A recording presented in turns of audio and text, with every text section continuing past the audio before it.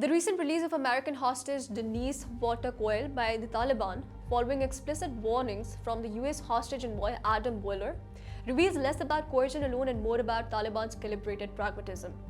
Public narratives frame the move as a humanitarian gesture or part of a swap demand involving Muhammad Rahim, an Afghan detainee held in Guantanamo Bay.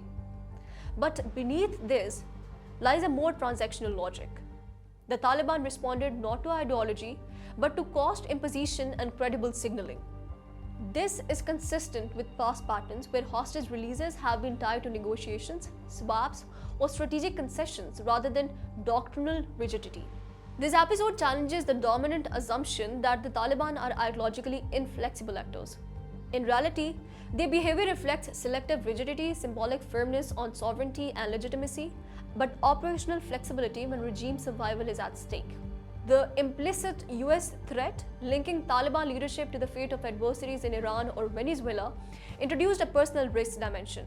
For a leadership that has historically survived through dispersion and caution, the prospect of targeted decapitation alters decision calculus. The hostage thus becomes not merely a bargaining chip, but a liability. There's a deeper contradiction here. The same Taliban that have long criticized Pakistan for aligning with the war on terror are themselves negotiating with Washington for the sanctions relief, legitimacy, detainee exchange, and continued humanitarian flows, saying this is not hypocrisy in a moral sense, it is strategic adaptation.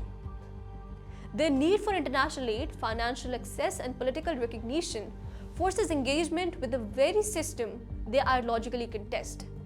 In effect, survival has overridden narrative purity.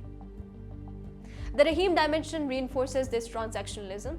Despite his long detention without charges, his value lies not in legal arguments but in his utility as a bargaining asset. Reports of negotiations around his release illustrate that the Taliban are willing to trade across time, issues, and domains.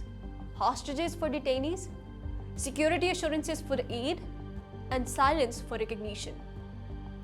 This is not the behavior of an uncompromising ideological regime. It is the behavior of a rational actor operating under constraints. The policy implication is clear. The Taliban are neither fully rigid nor fully malleable. They are price sensitive. Engagement, therefore, must be structured around calibrated incentives and credible threats. Moral appeals or pressure campaigns alone are insufficient. Instead, outcomes depend on identifying what the Taliban value most at a given moment: leadership security, financial inflows, or political legitimacy, and bidding accordingly. In that sense, this episode does not signal Taliban fear alone or pure pragmatism. It reflects a hybrid logic. Coercion creates urgency, but transaction determines outcome. The Taliban negotiate when the price is right and when the cost of refusal becomes personal.